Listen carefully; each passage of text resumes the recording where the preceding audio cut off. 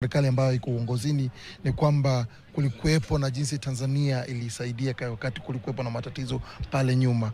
Na of course kuna mambo mengi ambayo tunafanya pamoja, na sasa hivi hatuzungumzii kuhusu yale ambayo yalitendeka miaka 20-30 ambayo ilipita, lakini tunazungumzia ni kwamba nini tunaweza tukafanya sasa hizi, ni yapi ambayo tunaweza fanya kwenda miaka zingine zijazo, na haswa tunazungumzia biashara.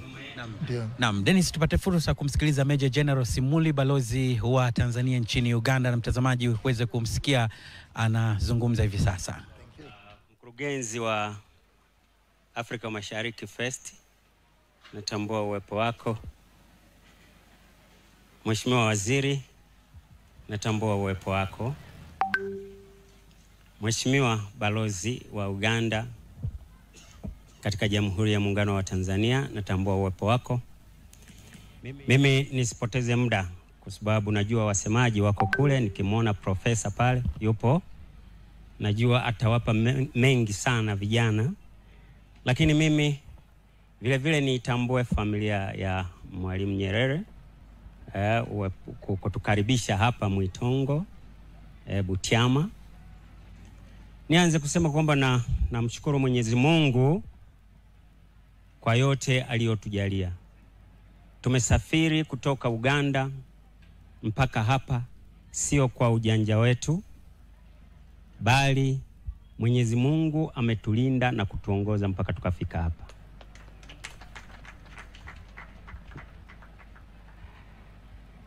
Na nishukuru familia ya Mwalimu Nyerere. Kwa sisi sote hapo ni jambo la kuiga. Wamekubali kuja hapa, umati wote huu, na wengine hapa bado hawajaingia, lakini wamekubali. Wanafata nyayo za baba yao Mwalimu Nyerere, vinginevyo wasingetukaribisha. Niseme kwamba tunasherehekea jubilei ya miaka 25 toka Mwalimu Nyerere alipofariki, ambaye ni mwanzilishi wa taifa la Tanzania. Si mchezo miaka 25, kwa sababu mimi mtoto wangu wa kwanza wakati Mwalimu anafariki na yeye ndio anazaliwa, lakini alishamaliza chuo kikuu na yuko mitaani. Kwa hiyo ukiangalia ni muda mrefu, lakini leo hii tumeacha shughuli zetu kuja kuungana na familia hii ili tuweze kuzungumza mawili matatu. Najua mtayapata mengi sana kutoka kwa wasemaji wetu ambao mnawaona wako upande wangu wa kushoto. Mimi ninayo machache kama mawili tu kwa vijana, na hasa vijana wa East Africa pamoja na Afrika kwa ujumla. La kwanza, na wasisitiza tuige yale Mwalimu aliyokuwa akiishi. Mwalimu akiwa na umri wa miaka 12 alipoanza shule,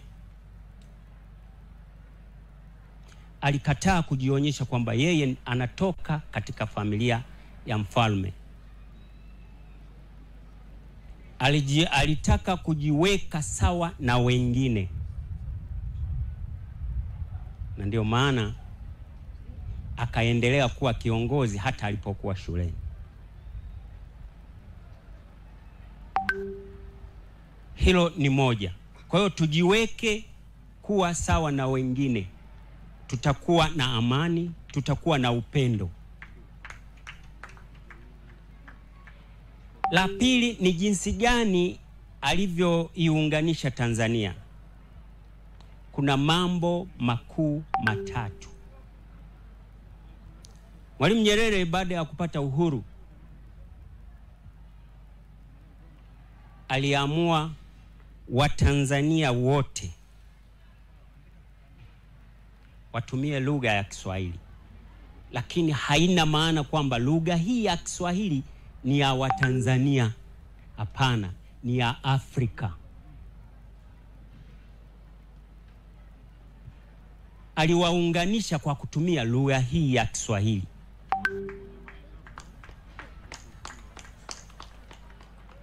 Sasa sisi kama vijana tufanyeje? Tunatakiwa kujitahidi kuiweka lugha hii ya Kiswahili. Wale waliokuwa kanisani, nadhani hata mwashamu askofu amesema kwamba ukitaka kuunganisha watu ni lazima uwaunganishe ili uweze kupata thawabu mbinguni. Kwa hiyo aliwaunganisha Watanzania wote vijijini, mjini na sehemu zingine kwa kutumia lugha ya Kiswahili. Hivyo ndivyo alivyowini. La pili, aliondoa ukabila.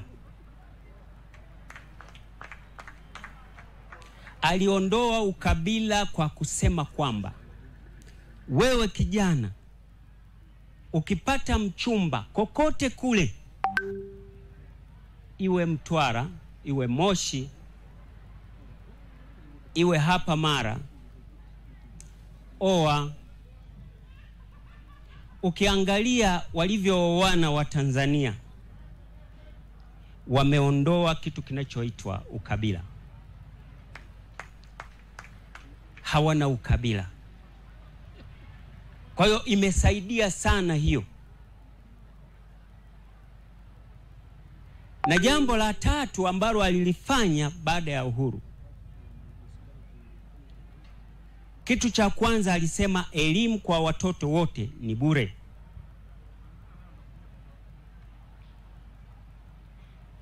Na tulisoma bure, mimi nikiwa mojawapo mfaidika. Na ukifaulu kama wewe ni mtu wa hapa Mara, kuingia form 1 mpaka form 6 hautasoma hapa. Utapelekwa kusini, utapelekwa Bukoba, ili ukakutane na Watanzania wengine, uwatambue kwamba hao ni ndugu zako. Na sasa tunalifanya hili la elimu kwa sababu utakuta kuna Watanzania wako Uganda, Kenya, Burundi wanasoma. Sasa inawezekana tunalifanya hili lakini sio kwa ule msingi. Watu wanakwenda tu kusoma, hawaelewi kwamba anaenda kusoma ili atafute ndugu zake wengine walioko kule Uganda, walioko Kenya, walioko Ethiopia, walioko wapi. Kama ni Afrika Mashariki, wewe kama kijana ukienda kusoma sehemu, hauendi tu kusoma. Kweli unatakiwa usome upate maarifa, lakini katika maarifa hayo unatakiwa uwajue ndugu zako walioko huko, Waafrika wenzako. Umeenda South Africa, wajue Waafrika wenzako na ufanye nao kazi kwa karibu. Kwa hiyo mambo haya matatu yaliifanya Tanzania ikawa kitu kimoja. Sasa hatujachelewa kuyafata haya mambo matatu kama sisi ni Afrika Mashariki kweli. Hatujachelewa. Isipokuwa tunaweza tukawa tunayachelewesha kwa sababu ya mtu binafsi. Lakini haya yote Kiswahili, kuoana huko na huko, elimu kwenda kupata kule, yote yanaweza yakafanyika na tukaunganisha Afrika Mashariki na tukawa na sauti moja. Na baadaye Afrika. Malengo ya Mwalimu ni kuiunganisha Afrika. Lakini ukiangalia toka tupate uhuru nchi zote za Afrika mpaka leo, tuko tofauti sana. Kila mmoja, kila nchi inakwenda inavyotaka yenyewe, au pengine kwa kuendeshwa na taifa lililokuwa limemtawala. Lakini tunashindwa kusema no, hii ni Afrika, tunatakiwa kuwa kama Afrika. Kuna mwanajeshi mmoja amepindua hizi nchi za Afrika Magharibi. Amesema no, hatuwezi kuwafuata nyinyi wa Faransa, tunafuata ya kwetu. Sasa tunatakiwa kuiga hivyo. Nyinyi vijana mnaokuja, hakikisheni kitu cha kwanza nyinyi mnaungana vijana. Ukiwachukulia hawa maprofesa wamezeeka sasa, hawana nguvu. Wamebaki kazi yao ni kuwaelekezeni nyinyi vijana, na ndivyo mtakavyosikia maneno mengi kutoka kwa hawa. Na mkielekezwa msiwe wagumu.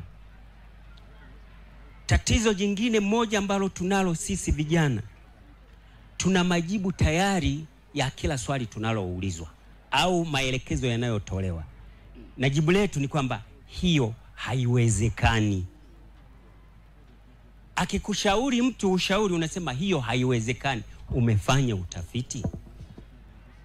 Fulani alishindwa, mimi nitawezaje? No. Inawezekana kuna vitu ambavyo alishindwa katika kutekeleza. Sasa badilika. Wewe kama kijana.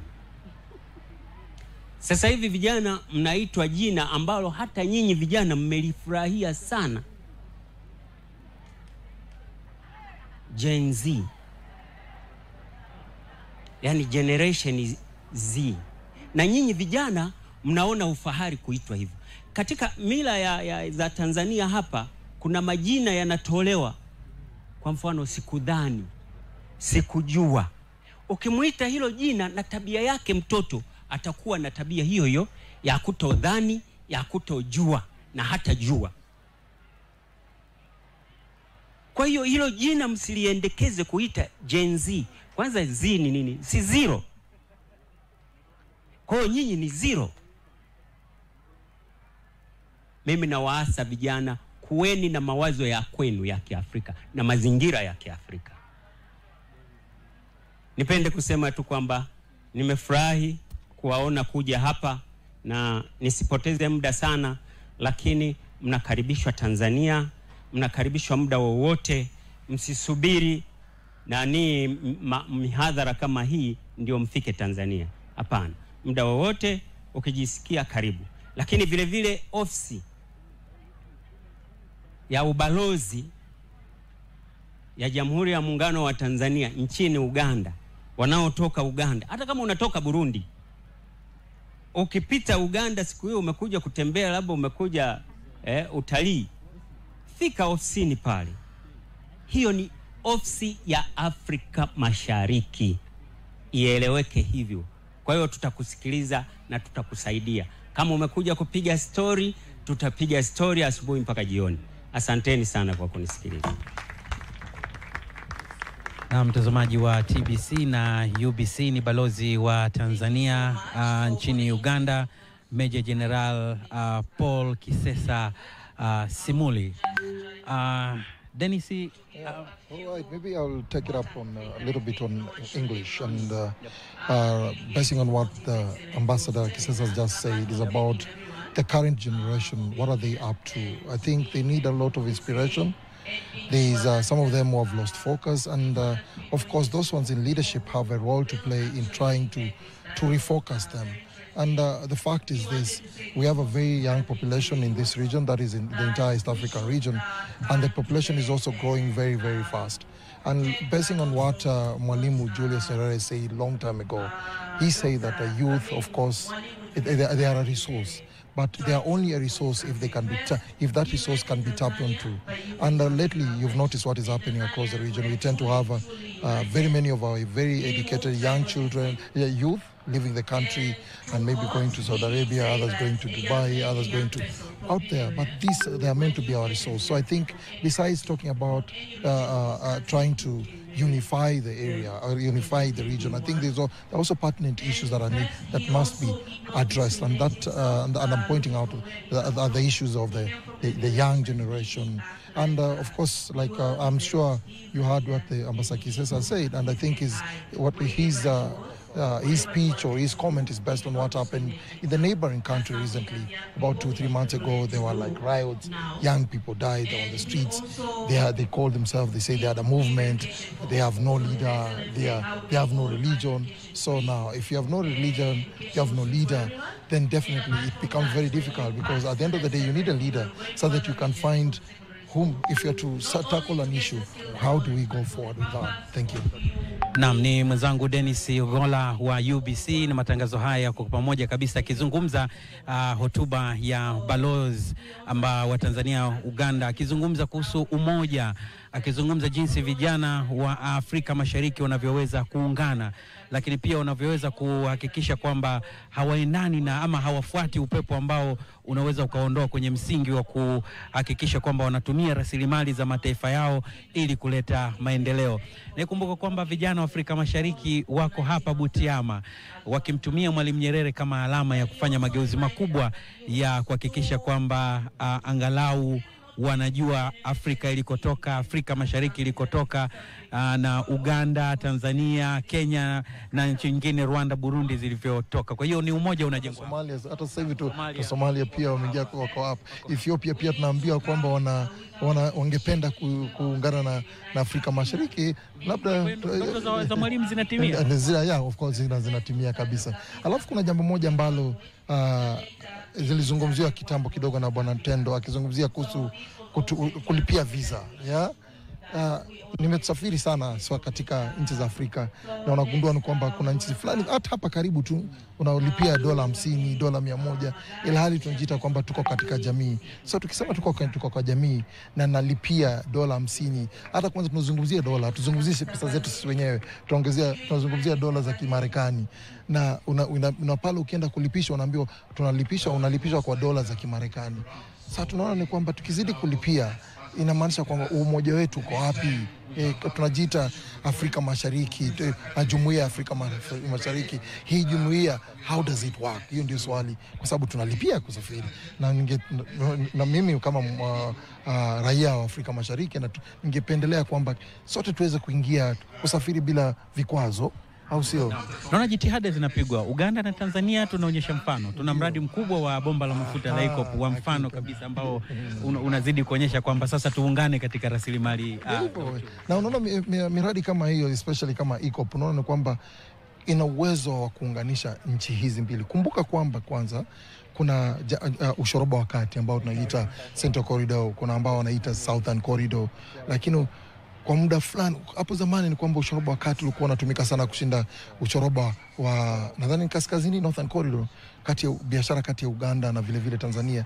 Lakini kwa muda fulani miaka nadhani kuanzia 70 hadi 90 biashara ilishuka chini kabisa. Lakini katika mwaka wa 2015 hadi sasa unaona kwamba biashara ishaanza kurudi tena katika ushoroba wa kati. Naona tutarejea hapa tusikilize wasilisho kutoka kwa mwasilishaji wengine, na mtazamaji wa UBC na TBC tutakuambia nini kinaendelea hapa.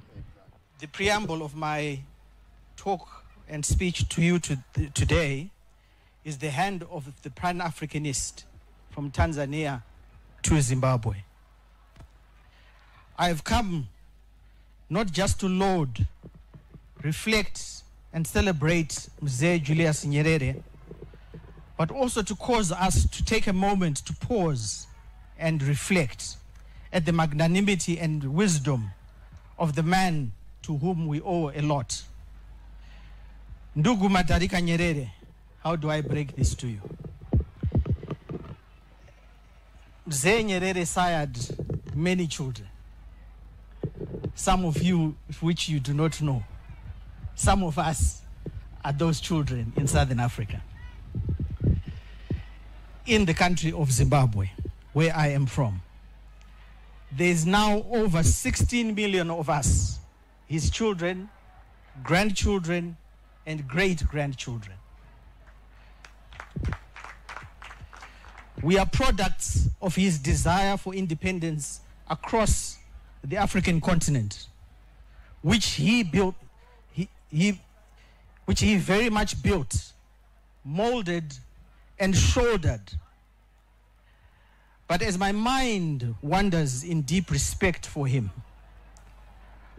I also do not forget to pay homage to Mama Nyerere and to the Nyerere family for your graciousness in being with us, though she's not here with us today.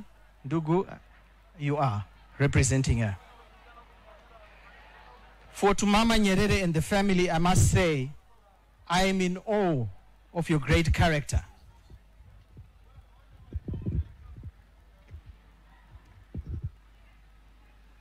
I am in awe.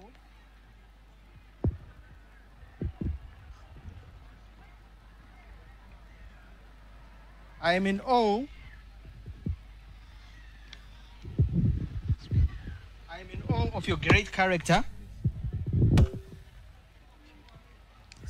and love back then that allowed you to share Mzee with the people of the great republic and the great people of Republic of Tanzania, as well as the greater expanse of Africa. By his side and behind the scenes, you supported, and your support for Mzee, your counsel and comfort in those times when in frustration within him, sorry. Thank you.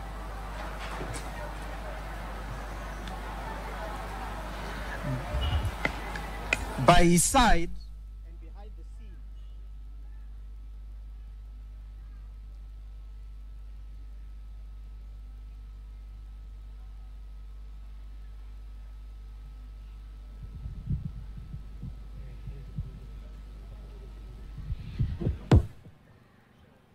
Na mtazamaji wa TBC1 na UBC, ni mwakilishi wa Zimbabwe anaitwa Comrade Moffat Ngarande akihutubia hapa Butiama katika kumbukizi ya Mwalimu Nyerere. Basi tuendelee kumsikiliza na baadaye tutakupa maelezo zaidi. In those times when frustrations within him would have seen him give up, such comforts can never be undervalued nor underestimated. For in those times, you gave him courage to continue against adversity and risk, not just to his family, but also to this nation of Tanzania. I graciously thank you. As Zimbabweans today, we walk on a street named after the late icon. Within the metropolitan capital city is a well-trodden road called Julius Nyerere Way. For indeed, he paved a way in our thinking that sought to seek independence, unity, and to espouse the mindset of what we call Ubuntu. And Ubuntu means that I am because we are.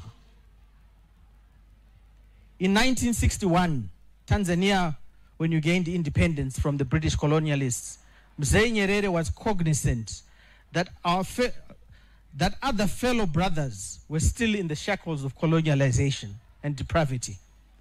The greatest burden of accommodating the early years of our liberation struggle,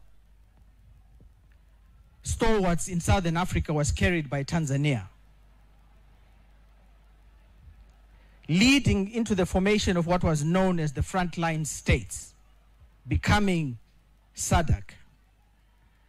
In April 1975, the frontline states, then consisting of Botswana, Lesotho, Tanzania, and Zambia, were formally recognized as an entity and as a committee of the Assembly of the Heads of State of the Organization of African Unity. The proximity of the other countries I have just mentioned,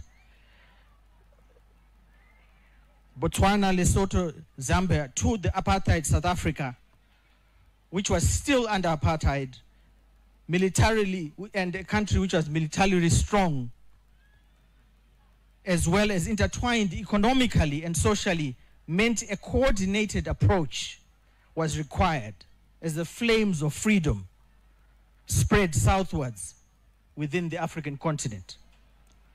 Future generations, such as myself and others, would not dare to dream, to hope for freedom without the way, the foundations of thought, and indeed the actions of Mzee Mwalimu and others. It is this way of solidarity, togetherness, cohesion, that today brings us from various corners of this great continent to pay homage and remembrance to Mzee Nyerere, the people of Tanzania, and to others like him who crafted a vision of togetherness, harmony, love, and a hunger for independence.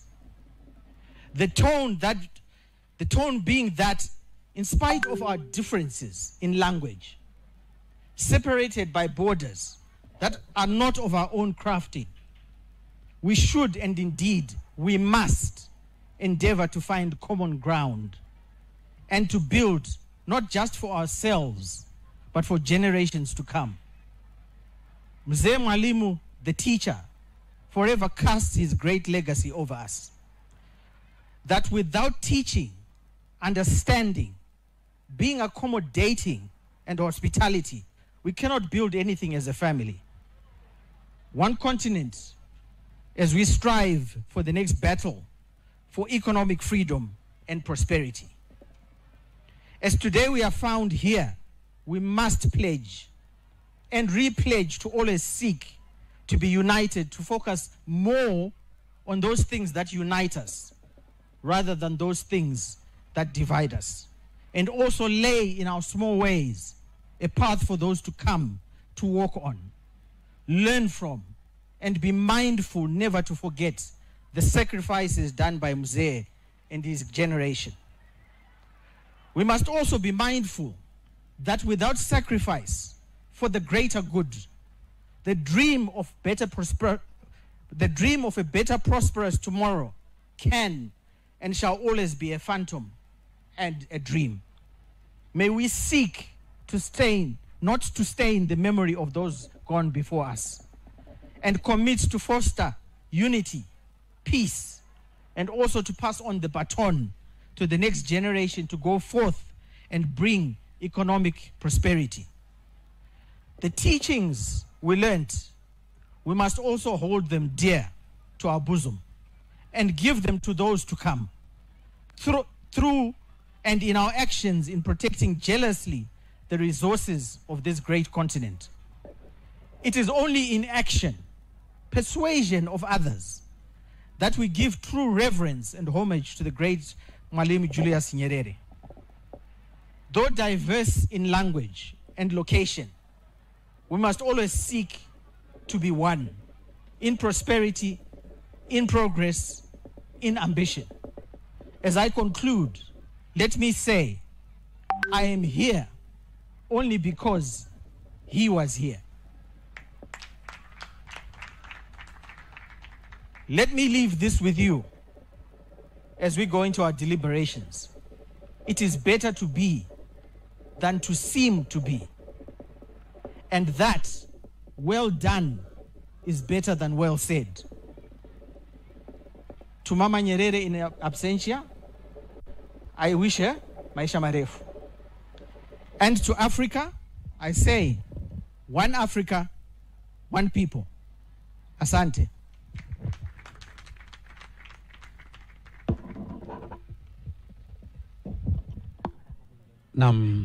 Na mtazamaji wa TBC na UBC, ni Comrade Moffat kutoka Zimbabwe akiwakilisha vyama vya ukombozi vya kusini mwa Afrika, vyama ambavyo vilisababisha ukombozi katika kusini mwa Afrika akitokea Zimbabwe. Dennis, naona tayari Mwalimu ni alama ya Afrika, Waafrika wengi wa kukutana pamoja. Yes, Mwalimu ndio unaona ni kwamba watu wamekuja wengi, na katika sehemu ambayo tumeketi hapa tunaona hizo tutaita ni kama VIP kind of event. Wale watu ambao unaona hapa ni kwamba ni wale wamealikwa kwa attend the forum ambayo inaendelea, lakini ule upande mwingine ambao kuna museum ya Mwalimu, kwamba sehemu ile imejaa watu wengi kabisa. Lakini tukirejelea mambo ambayo yamezungumziwa pale ni kwamba we are supposed to be one people, one Africa, one continent, one people. There are those ones who ambao wanasema kwamba wao they are not actually they are even nchi ambazo ziko Afrika ambazo zinasema kwamba wao si wa Afrika. Unaona? Unaona? Ni cha maajabu kwamba wanasema unapatikana katika continent ya Africa, but una claim kwamba you are not African.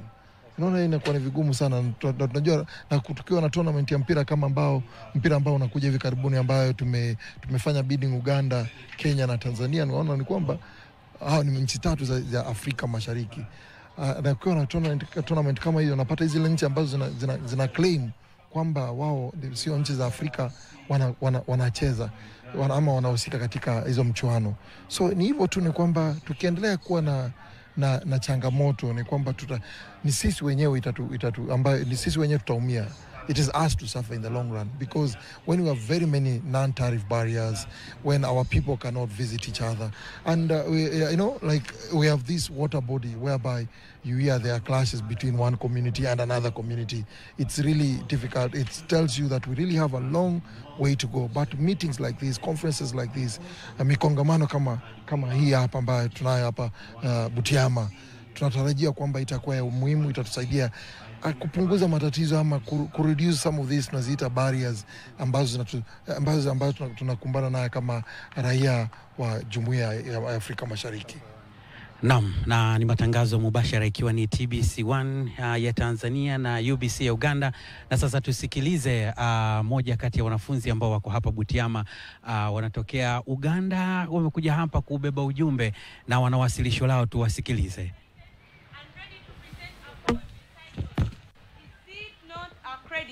It is a question to sound and test all our mind for the Africa that we look forward to. Be blessed as you keep watching.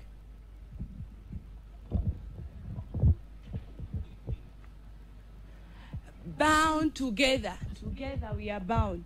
Family together under one bond. This great bond, the bond of knowledge. Under same roof, one roof, the East African community. Mothered and nurtured by our presidents. The East African presidents, the mother. Indeed, your child has grown. The East African community is now a giant. Is it not a credit? Is it not a credit to bear a child? Bear a child and then it grows. No mere growth but development. This pride. The pride of a parent to see this happen. Swimming in challenge, the child will sharpen. With our great countries, a step has grown. Looking for market, at first it was. Now, we have the custom union. Whoever yearns for something noteworthy, whoever yearns for something not good. A tree with fruits will get more stones. The East African community, a tree with fruits. Is it not a credit? With good morals, the countries were set. Paramount custom unions the traders is to carry out. Across all borders.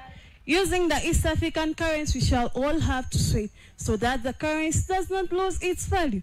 Abiding with the law, indeed, it pays. Abiding with the law, indeed it pays. For no success will come from folding hands. No success will come from folding hands. Teamwork in this trading, we make a turn. Working as a unit, so you work and earn. Integrity are a good cause. Please, let us keep the political federation in East Africa. Is it not a credit? Her Excellency Samia, the President, people like you are very rare. You serve Tanzania with love, passion, and peace. Shall we forget your love? It's now 4 years with you balancing the boat. Shall we forget her care? To her, is it not a credit? No, it's not a credit, but a distinction. Above all, we thank all the East African presidents. The way they sat to come up with this calls for appreciation. Dr. Milton Obote, the late Mwalimu Julius Nyerere, it's now 25 years down the road, but the legacy you said we can't forego. To us, the young leaders, you still live freshly among us, because by your motivation, we serve, we stand, and move. Oh, the late Jomo Kenyatta. The pieces apart we brought for togetherness, forming the strength we are proud of now. To the young generation, our strength lies in getting united. Remember, united we stand, divided we fall, united we stand. Is it not a distinction?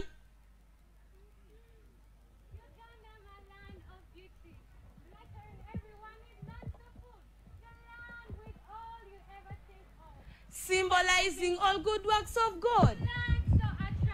As attractive as jasmine. And so is Uganda. Coming to tour and see the beauty, the pearl of Africa as it is known, Uganda, my land of beauty. I can't stop praising God for the light he gave us in Uganda. His Excellency Yoweri Kaguta Museveni, for steady progress he stands. Is it not a distinction? We are same people marching in unity to development. With strong leaders and strong countries. The East African board leading the move. Of course, we can't fail with these leaders. They aren't mere leaders, but great statesmen, nurturing countries to shape our future. In our countries, indeed, we are shaped to meet the competitive world. Not so, omwefaham, kwa heli.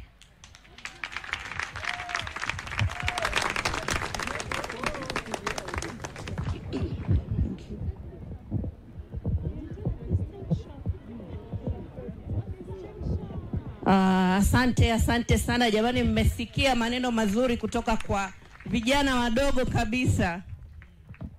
Naomba tuwaongezee makofi yao jamani, makofi hayajatosha.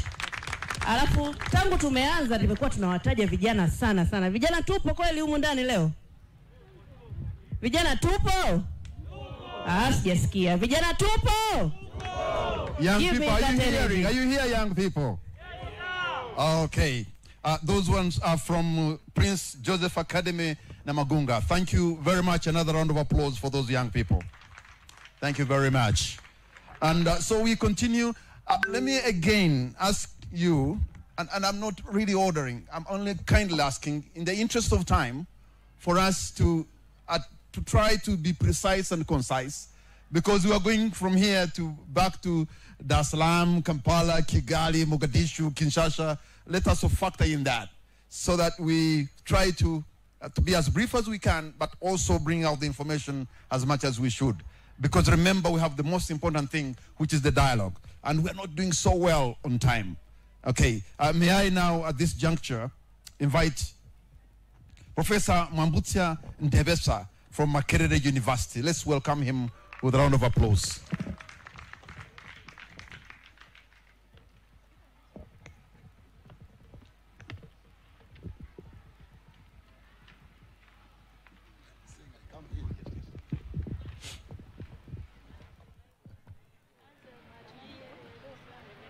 Thank you, MC. All protocol observed. You will not take much of your time.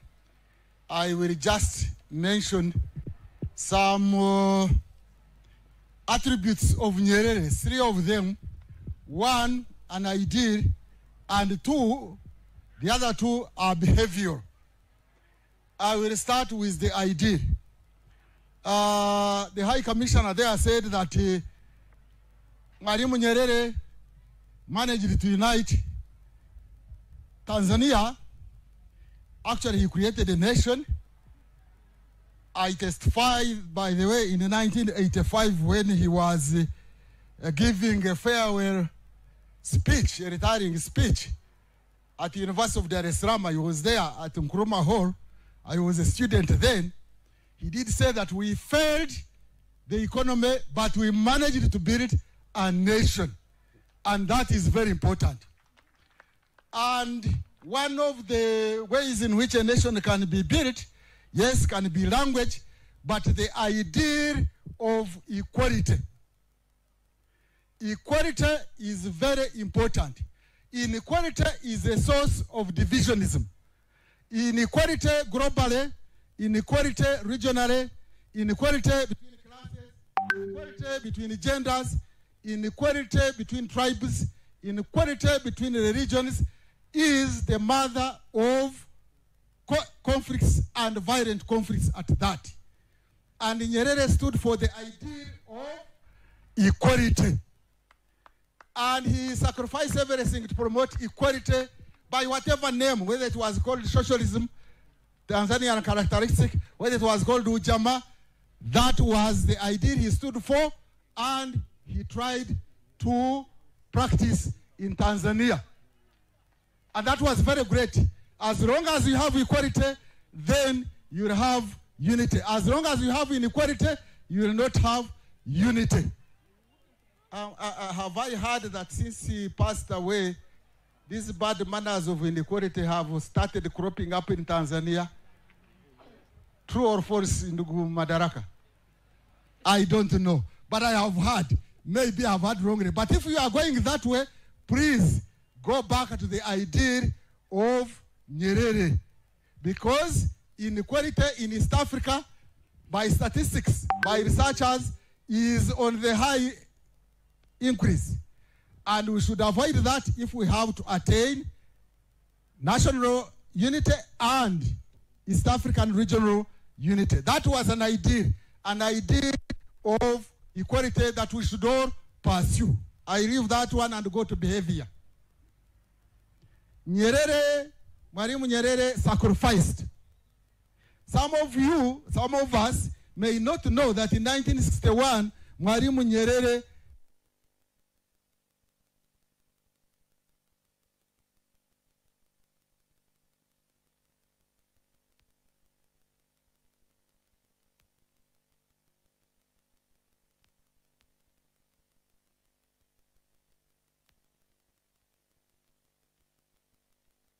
because it is risky.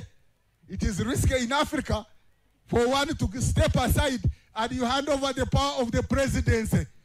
We had a president in Uganda called Ibn Isa. He said the chair is sweet. But Nyerere sacrificed.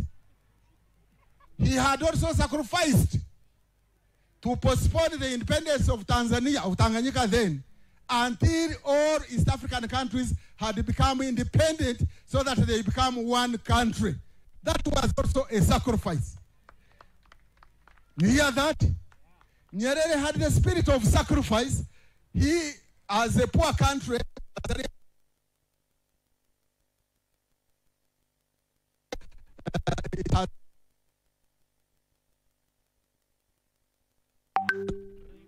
a middle-income country. But by 1978-79, that country, but he sacrificed to come to Uganda, to bring the troops to Uganda and remove dictator Idi Amin. That was a sacrifice. He sacrificed the economy of Tanzania. He sacrificed the lives of Tanzanians in order to liberate Ugandans. That was a big sacrifice. And I call upon Tanzanians, East Africans to sacrifice if we have to build our nations, if we have to build the East African community. 3, another behavior, humility, which is related also to sacrifice. Mwalimu Nyerere was humble. He exercised humility. You can see we are here at his home area. I think people expected to find a high rise, a 16-story building. It is not there. I'm even told that the house was built by CCM for him. You know, the presidents in Africa, they have mansions in Europe. They have mansions in America. They have mansions in their rural areas. They have mansions in their cities. Nyerere didn't have mansions. That was being a humble person. No wonder he called himself Emia Mwalimu. The presidents of Africa called themselves liberators. They called themselves prophets. They called themselves what else? Field marshals. They call themselves what else? Freedom fighters. They call themselves what? Yeah? I think there is somebody who even dared to call himself a Meja. Nyerere simply called himself a mere teacher, a Mwalimu. That meant he was humble. That is humility. The way he used even to put on was humility, was humble. And so we need, as young people, especially you young East Africans, you need to be humble, you need to sacrifice, you need to have those two behavioral characteristics, but above all, you must struggle and sacrifice to make sure that there is equality in East Africa. I am very, very disappointed to know that East African income inequality are rising in all countries. Tanzania is slightly better off, but I'm told they are also learning bad manners. Tanzanians, please go back to the ideals of Nyerere of equality. Without equality in Africa, without equality in the world, without equality in regional countries, we shall not experience peace. Whether we proselytize, whether we go and preach, whether we go and pray, as long as we don't exercise equality, equality between classes, equality between genders, equality between nations, equality between regions, equality between religions, we shall not have unity, we shall not have peace. There is what is called in new sociology, it is called structural violence. Have you heard about it, you youngsters who are learning? Structural violence is different from direct violence. When there is poverty, that is violence. Structural inequality. Tanzania has done very well in terms of avoiding direct violence, although sometimes I hear there is violence against some political groups. But generally, it has done very well in East Africa in respect of direct violence. But I'm told at the level of structural violence, they are not far much from the other East African community members. Can we please, all of us in East Africa, young and old, make sure that we practice equality, whether between regions or religions, so that we build this country. Finally, I want to say that we need to avoid mental borders. Mental borders. We might remove physical borders by signing treaties, but as long as our mentality, our ideology has not opened up for unity in East Africa, we shall not go very far. So we need cognitive.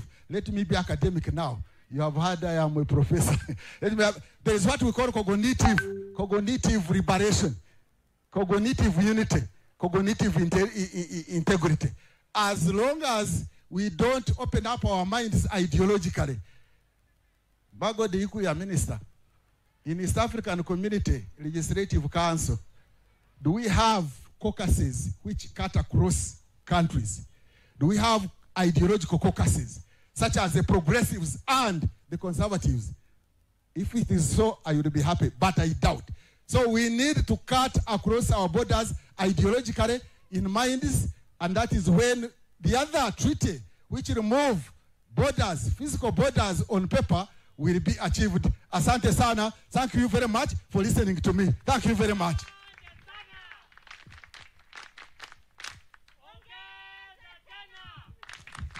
Asante sana, asante sana. Usawa, usawa, usawa vijana.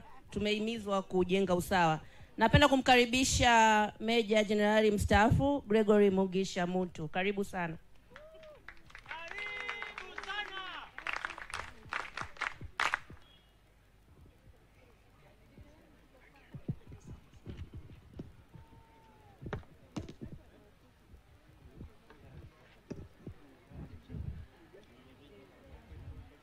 Mama Amelia Obote,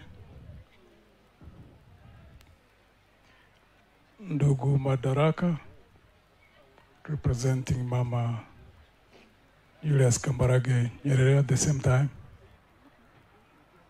the Honorable Minister of the East African Community, Honorable Magode Kuya from Uganda, Your Excellencies, the High Commissioners, Ugandan High Commissioner to Tanzania based in Dar es Salaam, Your Excellency, the High Commissioner of Tanzania based in Kampala, our colleagues, ladies and gentlemen, it's a pleasure to be here today to celebrate the 25 years of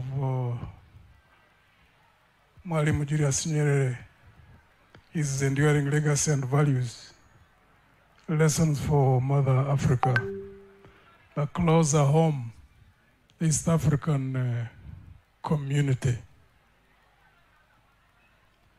The values he stood for have already been expressed by a number of speakers.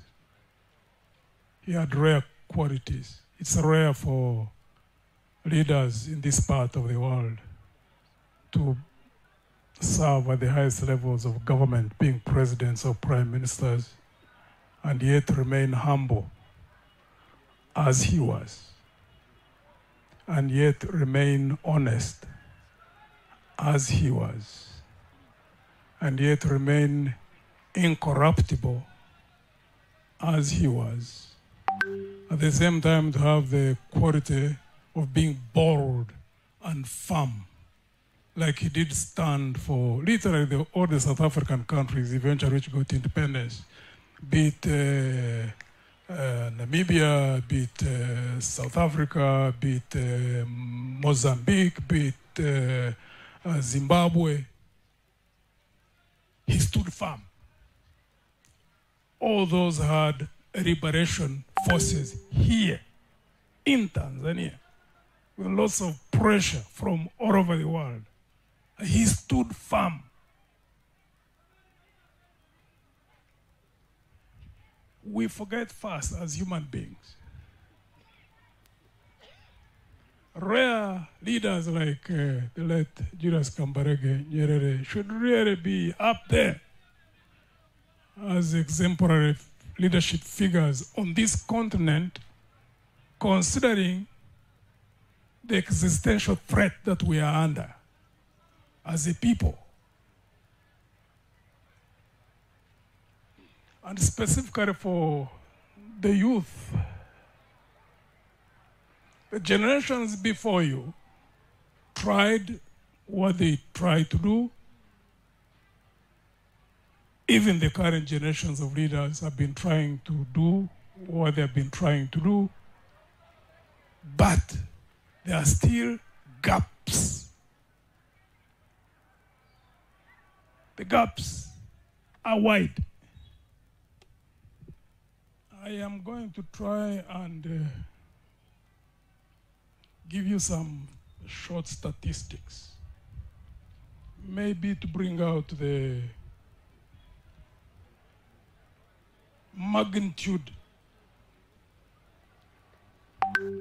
of the problems that we do face.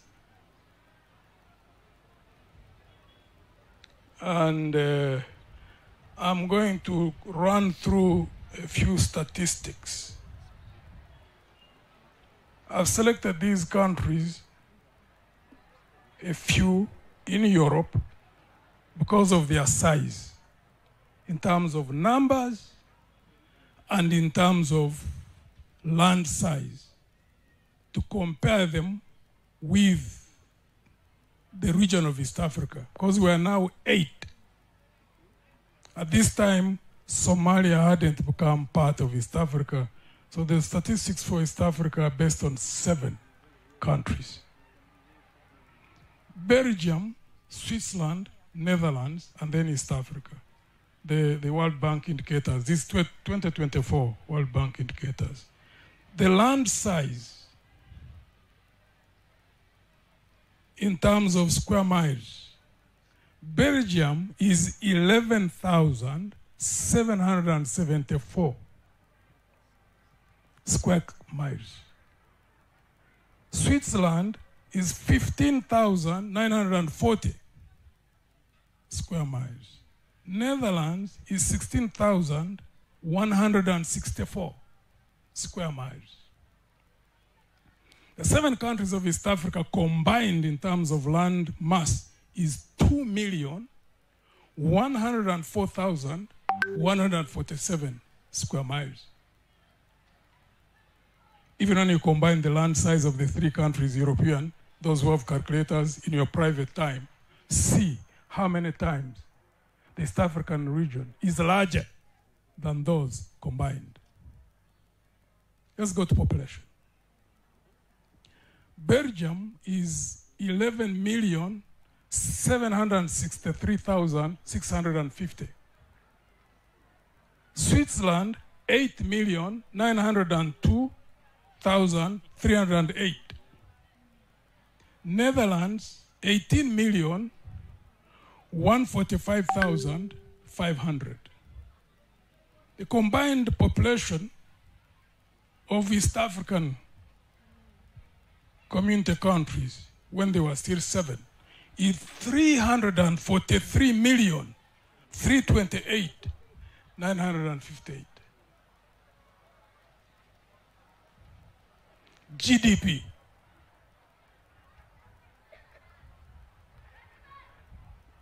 the size now starts shifting. In the earlier two were so huge. In terms of GDP,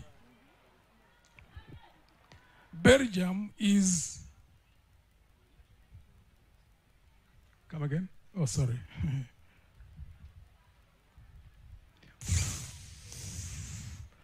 $4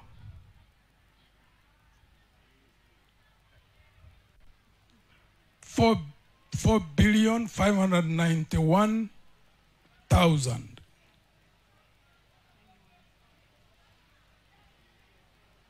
Switzerland 938,458 billion. Netherlands 1,143 billion. East African community countries, the 7 of them, 349 billion, 774, and Netherlands 63,750. Our per capita income, the whole of East African economy is divided by our populations, is 1,019. That's the magnitude of the differences. First, in terms of size, landmass, and population, we are so much larger. In terms of economic capacities, when you look at the per capita income, they are so much higher than where we are. So the young people, that's where the challenge is. You can look at it from two different perspectives. Failure of the past, but I would propose that you don't look so much in that direction. What has happened has already happened. You can't change it. And therefore to focus in the future. To look at the potential that there is for a region this huge in terms of landmass, in terms of economic potential, minerals, freshwater bodies, rich soils, and all the wealth that the 7, 8 countries now have. Exploiting that opportunity and build it to the sky's the limit. That's the challenge of our times. If those of us before you have failed, you need to focus on reasons why there has been failure, and therefore to see how to salvage that situation and focus on how to build this region, because the populations are also increasing.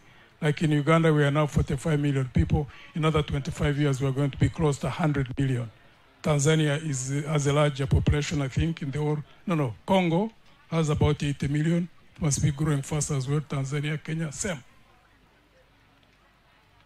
So as I finish,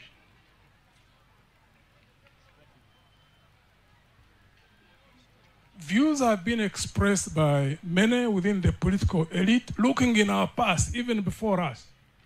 When we were colonized, blame has been put at the feet of those who are leaders, mostly chiefs, kings in the African continent and the African region. And rightly so, because they failed to organize resistance successfully and therefore were colonized. And the unfortunate thing, again, people who believe the examples given, where the chiefs of old, the kings of old, were mesmerized by small things, trinkets, mirrors. I mean, as Africans, I don't think people had ever seen mirrors other than looking at themselves in water. Mirrors were never here yet. Beads and things like that, small things. But they mesmerized leaders to the extent that many sold out. Now we need to visit that, what happened then, to the now. Because where there seems to be confusion is for people to look at the size of beads, look at the size of mirrors, and correctly refer them to them as trinkets that may lose direction about the destiny of their people. But fast forward,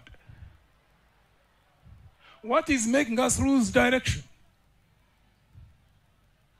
Because you can see a skyscraper, you can see the latest models of vehicles, you can see all nature of gold and bullions that are bought into, and because of the size and the value, in the monetary value, and think that they're of high value. They are not. They are trinkets of our time.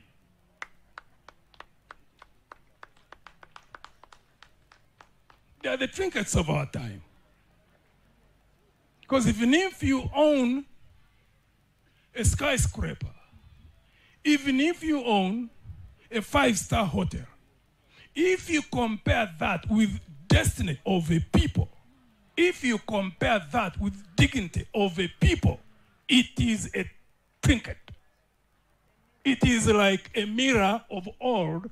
It is like beads of old.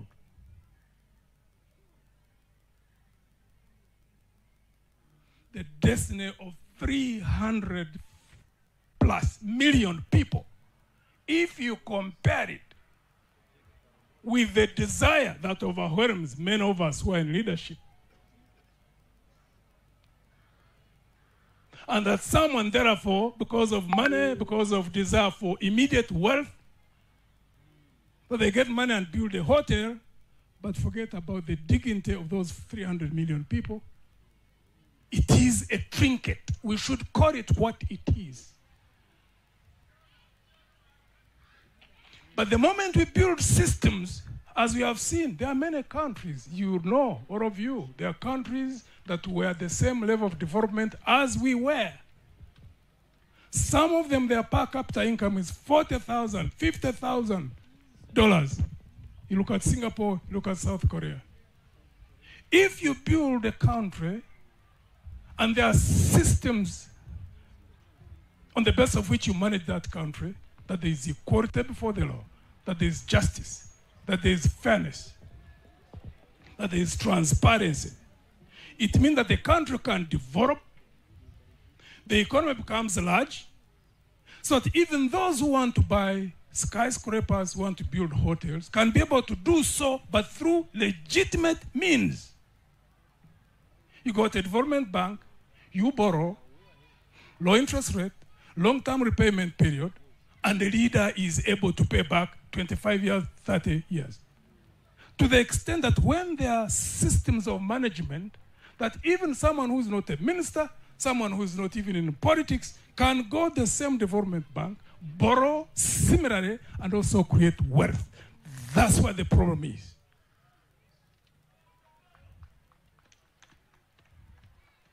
For you who are young, if you are able to manage that emotion which has caused disaster on this African continent, the emotion which comes to us naturally as human beings, of instant gratification, if we don't manage that, we can come here in Butiama, others can go to South Africa to celebrate another hero of Africa, Nelson Mandela, year in, year out, 10 years, 20 years, 30 years. But if we don't manage that emotion of instant gratification and build character and resilience within ourselves, and therefore be able to supplant that emotion of instant gratification and have delayed gratification, so that we must make the necessary sacrifices, build strong institutions, put in place functioning systems, have equality, have fairness, have transparency, and then everybody benefits, whether you're in power, whether you're also outside of power. The generations before you have largely failed. The evidence is in the statistics I was reading. But it is possible to turn around that. I suspect amongst you, there may be those who've gone to other countries. You've studied in Europe, you've studied in America, you've studied in China, you've studied in Malaysia, you've studied in India, possibly other countries. Anybody who has gone in those universities would know that all people are equally intelligent. So our problem is not lack of intelligence. Our problem is weakness of character. That's why some of us, I personally, specifically, came to celebrate Mwalimu Julius Nyerere.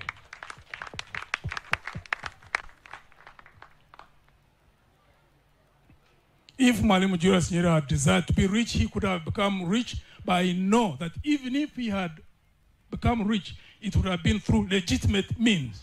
Because by character, when you study all the things that he was doing, he was an honest man. So being honest is not in contradiction to becoming wealthy. You can become wealthy through legitimate ways. That's what we need to build. If you fail in that, as those before you have failed, you remain as we are. You cannot have political independence without economic independence. Highways Ikani, we heard him speak here. The speeches he used to make.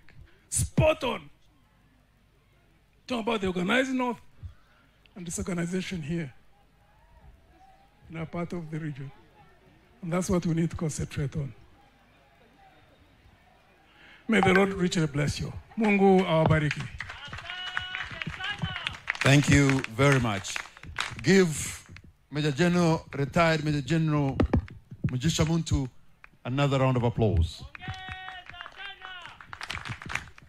Major General Muntu is the founding member of the Alliance for National Transformation in Uganda. I could also add that is a former army commander of Uganda, a humble general. Thank you very much, sir. I've been allowed to make a small amendment and invite a person who I'm going to give only 2 minutes. In Uganda, they call him the old man of the clan. He's the CEO of the Independent magazine, my friend and brother, Andrew Mwenda.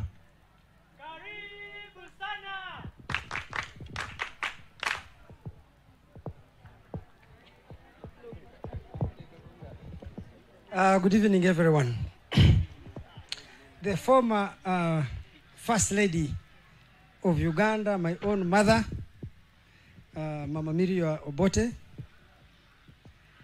our 2 high commissioners, the family of Julius Nyerere, our distinguished guests in all your titles, invited guests, ladies and gentlemen. First, I want to begin with a quarrel against my grandson, Patrick Kamara. He has invited me, called me his brother. I am his great-grandfather. I am the father of his father. That is 1. 2, how do you call an old man of 112 years and ask him to speak for only 2 minutes when he has walked 1,500 kilometers to come here? And then, of course, 3, it is not just that in Uganda I'm an old man. I am an old man all over the world. But most especially, I'm the old man of all the clans of Africa. Let me, before I speak about a small thing about Julius Nyerere, I want to speak towards my great friend, Greg, and my good friend, Professor Mwambusi Andabiesa. This is something we Africans should be very careful about. In Africa, I feel we are so intimate with our weaknesses and failures and very blind to our strengths and achievements. And my long life on this planet, 112 years, has taught me that to succeed and to progress, it's better for you to harness or leverage your strength than try to fix your weaknesses. And I'll give you an example. In 1942, the Germans launched the second Barbarossa offensive and captured the city of Stalingrad. And the political leader, the general in charge was General Zhukov, but the political leader was Khrushchev. So because Russia was on the verge of being defeated, what Khrushchev and Zhukov were doing, they would do, if a soldier acted cowardly, they would call a firing squad and shoot them to demonstrate to every Russian soldier that weakness cannot be tolerated. But one day, a very young officer, who was not even an officer, actually a soldier, ordinary soldier, he said, why are we always using these negative examples in our war to scare people? There are so many soldiers making great sacrifices and achieving incredible results because the battle had entered sniper warfare. The Germans had entered a built-up city and they had to fight hand-to-hand combat. Why don't we use positive examples to inspire our people to do so much? For some reason, Khrushchev listened to this guy and captured that. So what Khrushchev did was to try and find out what are the heroes of the Russian army and how do we publicize their stories. So they started publicizing the stories of the great heroic acts and the heroes of Russian resistance. And the tide of war turned against Germany, and Stalingrad became Hitler's Waterloo. Now, I should tell you, Africa has had many great leaders, and Nyerere is one of them, perhaps a very shining example. But on days like this, rather than talk of all the things we have failed to do, I believe we need to discuss what are the things we as Africans have achieved. I was telling you, Greg, earlier, General Muntu, that you see the first president of Africa, founding father, to resign from office decently was Leopold Sédar Senghor in 1990 in Senegal. The second was Siak Stevens in Sierra Leone. The third was Nyerere. But even before then, President Omar of Somalia, in a multi-party election, was defeated. He went home, and a new president came in who was later overthrown by Siad Barre. There was a man in Ghana, a soldier called Afrifa. He handed over power peacefully to civilian rule. Olusegun Obasanjo in 1979 handed over power peacefully to civilian rule. And Jerry Rawlings had done it in 1978 in Ghana.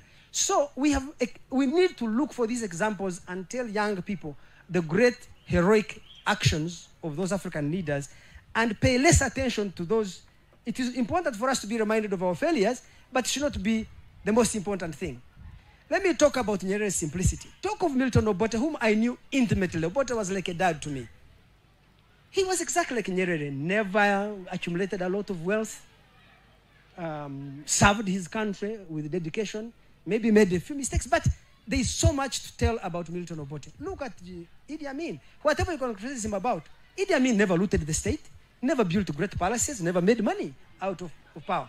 And you can go on and look at people like Sékou Touré, Madibo Keita, Thomas Sankara, Samora Machel.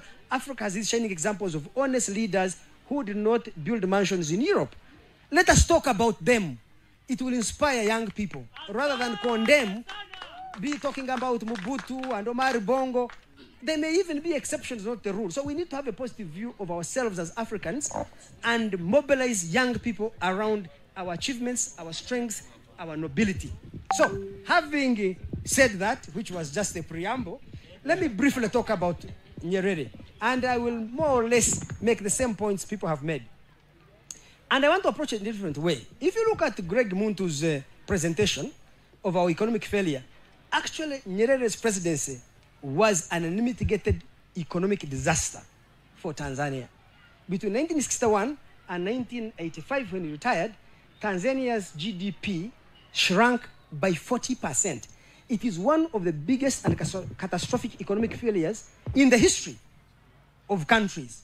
Maybe it could compete with North Korea, Cuba, and not even Mobutu Zaire performed better than Tanzania. So, why is Nyerere highly respected in Tanzania and everywhere else, yet he presided over catastrophic economic failure? It is because of two things. In leadership, I think it must have been an American general called Norman Schwarzkopf. Say, good leadership, assuming you had competence and values, what would you choose? He said, it's better to have a leader who has values more than one who has competences. It's better to be a person of values rather than a person of competence. It's always good to have both. But if you have to choose between the two about a leader, it should be values. The greatness of Nyerere was a man there to building a united Tanzania was so deep that in pursuit of that, he made serious policy mistakes and the country suffered grievous economic decline. But Tanzanians forgave him, appreciated him, admired him and loved him because he did not make those mistakes for his personal self-aggrandizement. He did it in the honest and honest belief that he was building his country. And when it failed, as Mwambutsi and Debesa said, he admitted his mistake and left power, said, let others carry the torch. So if you ask me about Nyerere, his greatness was not in building a great economy. It was in having deeply entrenched values that guided his leadership. So that his economic failures dwarf in significance when put side by side with his idealism, his vision of Tanzania, and his personal values. The second thing about leadership is it's better to have, and it's related, between two things, strategy and character. Nyerere was a great strategist, but his greatest strength was his character. He was a man of a noble character. He never sought material personal aggrandizement, never sought power so that he can be powerful and threaten others, but he saw power as an instrument of serving the public good of Tanzania and of serving the good of the rest of Africa. He was willing to go to great lengths in pursuit of the good of Tanzania and the good of Africa. I'll give you an example of us in Uganda. One of the things that led Nyerere to leave power is that his support for Ugandan liberation from Idi Amin was an economic catastrophe for Tanzania. There is a book written by a former World Bank resident representative in Tanzania, later became an economist at the World Bank, called Sebastian Edwards. The book is called Toxic Aid: The Collapse and Reconstruction of Tanzania. He shows that the cost of Tanzania of the 1979 invasion of Uganda was 1.5 billion in the dollars of that time. The country went down the drain. But Nyerere was able to inflict such cost on his country because of the good of another country. I don't know anybody who can do that. Asante sana. Very few leaders are willing to sacrifice so much of their own, even us as individuals. How many of us are willing to sacrifice a significant share of our income to support vulnerable kids on the street, to support those who cannot help themselves? And that's what Nyerere was doing with this country. So I think that we should celebrate Nyerere in understanding that he was a human being who made mistakes, failed in many things. But why we celebrate him is because he was a man of character, integrity, and values. He was not a great general like Napoleon or Yoweri Museveni. Certainly he was a great statesman, but what made him great was the integrity of his character. Thank you so much for listening to an old man who is 10 years older than Julius Nyerere. Thank you. Asante sana. Vijana, tupo? Nashukuru sana. Sasa nichukue nafasi hii kumkaribisha Mheshimiwa Koloni mstaafu Fredi Mwasige. Karibu sana, na tukuombe baada ya mazungumzo yako umkaribishe Mheshimiwa Waziri. Karibu. Asante sana dada. Habari za jioni. How are you? I'll start by thanking God for the gift of life and for enabling us to gather here today. Therefore, to remind you that God created us, each of us, for a purpose.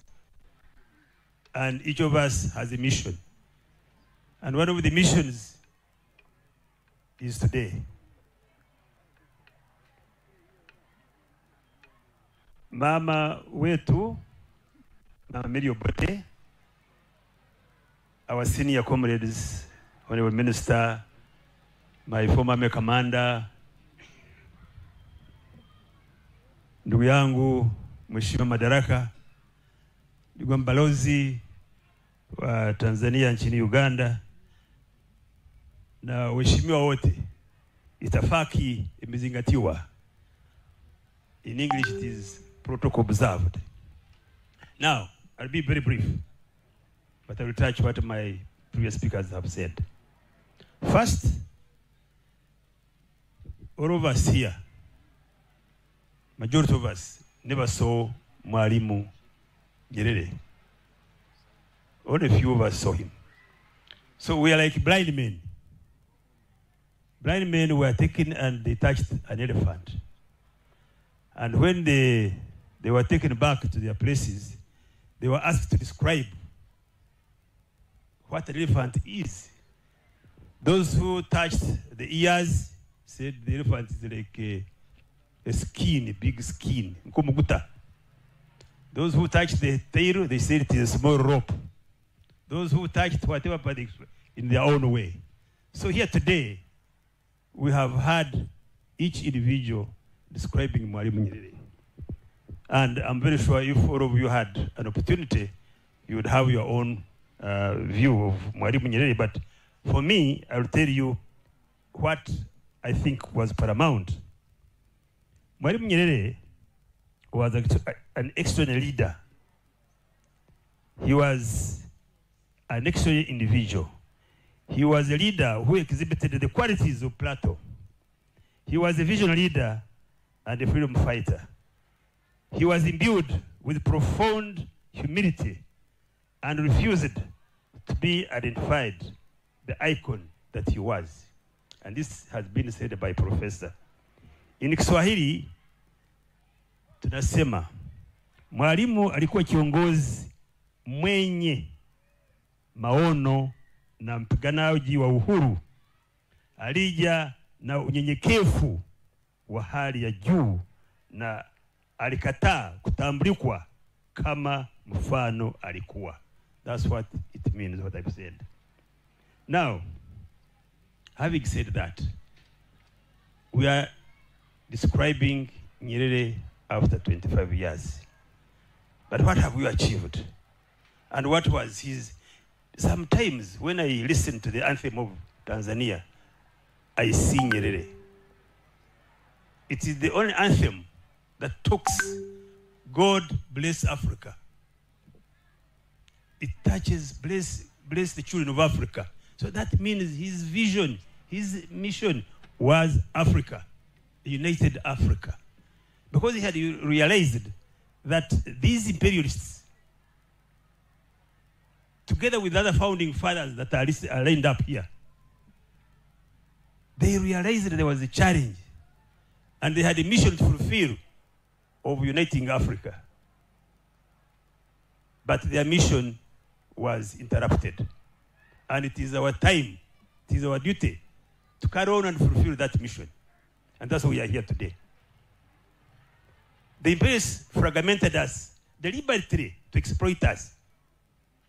With all these resources we have, the 1.4 billion that we are, if we were united, as Mwalimu Nyerere wanted, as Kwame Nkrumah wanted, as Museveni wants today, if we had one language, Swahili, if we had one army, if we had one currency, who would touch us? So this is what we should be aiming at, by emulating exactly what Mwalimu Nyerere was aiming at. We should aim at having one language, Swahili. I thank AU it has directed that we must adopt Swahili as official language. So we should go for that. You young Ugandans, I want to challenge you. In order for you to trade better, in order to interact with your brothers in East Africa, please, please, learn Swahili. Kindly learn Swahili. Therefore, what these founding fathers realized at that time, if they came back today, what would they see? So we should be really aiming at a united Africa. And my president keeps reminding us, he's a committed disciple of Mwalimu Nyerere. But he's a frustrated disciple. But he keeps reminding us that we must unite for strategic security. If we don't, we shall be eaten up by these imperials, because their mission has not come to an end. The earlier mission over there is still as it is today. So it is our time, it is you people, to make sure that we unite in order to be secure. It is the only insurance for you people. It is the only insurance for our future children, for our next generation. Integration. The second reason is prosperity. We are all producing now. We have built a capacity. But we need markets for our products. We need to build regional markets. And we produce products of East Africa. Like our founding fathers had that vision. Say, Uganda, you have textile industries. Somalia, beef. Tanzania, this. They had that vision. But we have abandoned that one. So we should go back. Comrade Chisembo, please. We should go back to the founding fathers. The records are there. Each country had a dedicated industry as a center of excellence. But now we are producing everything, in the same products, and we are fighting for the same market. And that's why private sector is guiding the government to impose tariff and non-tariff barriers in order to protect their products, which is not correct. However, I want to really call upon the Yara. I've been calling with the Yara. I've been calling with the Yara. And I'm educated to read of your articles. And one of the articles says, integration must be taken to the masses. The integration is even talked by top leaders. But the masses are not aware. These students are not aware. Because nobody tells them about integration. So I challenge the IARA members of parliament. Say, look, when you go to these capitals for 2 weeks, have a week in the masses. Have a week with the masses. Go there and talk to them. If you go to Kigali, the same. If you go to Bujumbura, the same. Because they go in these cities. So this is my humble prayer to the Yara members. And this is what we should be demanding of them. If they can do that, if we can unite as East Africa, then SADC unites. Then these other countries also unite. We may eventually achieve the desired dream of our ancestors. Because it doesn't pay to continue blaming the Bazungu in 1884, 85. It doesn't help us. We should not quarrel with the history. We should be found now for integration in order to achieve, in order to utilize and harness our resources so that we can now deal with those former imperials mutually, on mutual understanding. We should trade mutually as equals, not as weak partners. Therefore, I want to thank Ndugu Chisembo and all the brains who organized this retreat. And this fellowship should mark a continued, every year for things we must come here. This is what I think. We should come here and re-educate and carry out an evaluation of how far we have gone. And we should all call upon our leaders to talk and remind our leaders. You see, finally, this Christianity had a very clever design. If we didn't go to churches, if we didn't go to mosques, we would have forgotten about Jesus and God. We would be terrible sinners. But every week, every Sunday we go to church and we are reminded that we should not sin, that sin is bad, that we will go to hell and go to this terrible fire. So likewise, this ideology of integration, the ideology of working together, the ideology of protecting our resources should be a constant reminder to all of us so that we don't forget. I'm very sure if we are constantly reminded, if we constantly talk about it in such retreats, in such fellowships, we may achieve what has been where we have failed.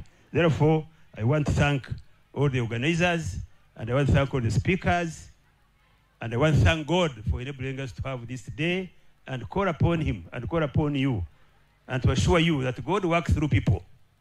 Chisembo has started as an individual. Tomorrow there will be others, but let us work in unity. I've told you there is a man called Yambwenu. Yambwenu is like you, but unfortunately he has not had the opportunity to come to this level. So we should look for those people who are individually mobilizing in their heart, in their brains, in their hands, with their hands, who are mobilizing for integration. If we can work as a team, we shall achieve what our founding fathers wanted to achieve. Thank you very much for inviting me here, and I thank you, and I will continue to support you and guide you, and we are all your soldiers. Please command us. We are here. With those few words, I'd like to take this honor of inviting our minister and our elder, Baba Magodi Kuya. Karibu sana. Karibu sana. Asante sana.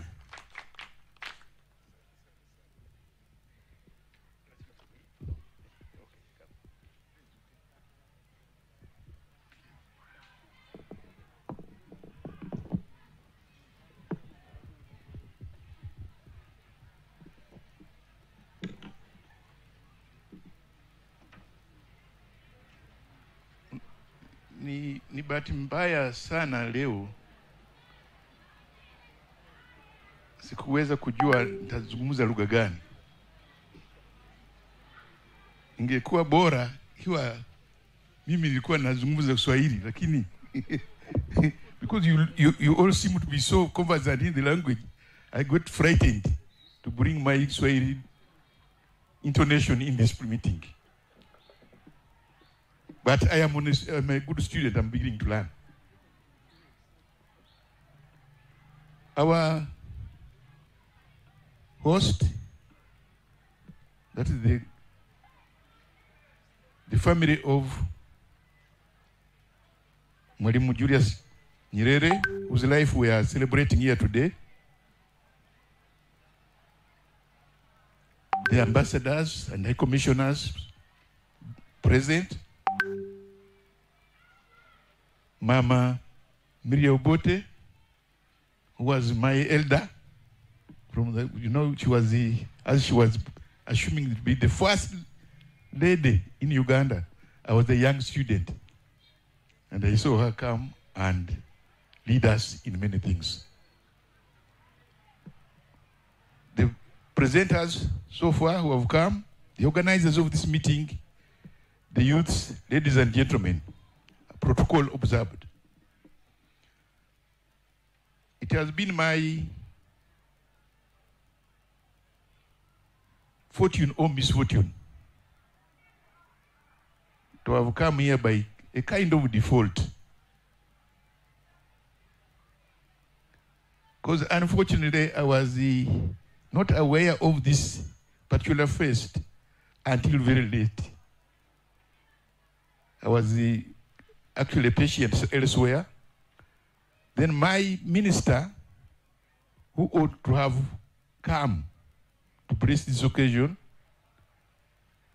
happened to be involved in other duties, and therefore requested me, asked me whether I was trim enough to take on this duty of coming in what she thought was a very long journey. I saw it as an opportunity. So I said, okay, even though I'm not yet recovered to begin, I'm still hobbling, I will take a journey. And I came through Kenya, slowly, and discovered a lot of things which I would not have known if I had not made the trip. I have now a lot of knowledge which I've gathered in my process of going, which I will be able to share together with others, young and old, like me, and who have not been here. Therefore, I'm grateful that this occasion has been held and has given me an opportunity to visit a name that I was greatly attached to right from my early political days. When independence was coming to Africa, Mwalimu Julius Nyerere was a household name in our countries. His passion for independence, for the dignity of the African, for unity of our countries, for Africa as a whole, was a new thing which really captured our minds and therefore brought us much, much nearer him, even though some of us who were at that time did not have time to have met him personally. Therefore, when I am here to see where he was buried and to relive those moments, the moments of leaving us and the legacy that he left, is quite an experience. It's quite a moving emotion to us. And until you know, if we had had the time, there will be many, many things to be talked about. And that I would have be happily shared, especially with the younger people. But I can only say one or two things about Mwalimu. His greatness cannot be disputed, because in the height of politics of Africa, he achieved the highest crest and is remembered as a name which cannot be forgotten in history. But there's a danger that when you concentrate only on the greatness of the man, many young people who were not there, who do not know the times that he lived, might be tempted to say even great things might have expiry date. There are those who are easily can mistake the greatness of Nyerere to be time-barred, only to be something of the past. I am one of those who hesitates to talk about Mwalimu Nyerere as if he's of the past. Mwalimu Nyerere lived in our time when we were young. He did his job in the past, great things, but his work is not of the past. He's a man of the future, because that is what he represented. He represented the future of Africa, his passion for it. So, concentrating only on talking of, today that's why I'm not going to talk about, others have already alluded to, the great things that he did. I want to only raise one or